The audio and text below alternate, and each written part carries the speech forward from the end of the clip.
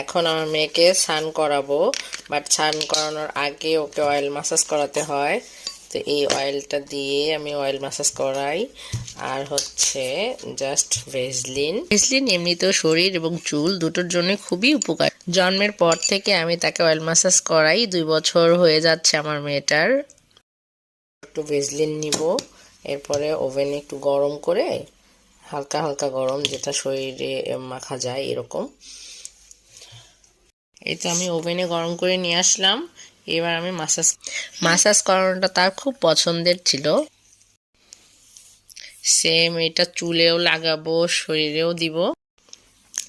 ব্যাস, আমার oil massage করানো শেষ। সে এখন নিজে নিজে অয়েল মাসাজ করছে।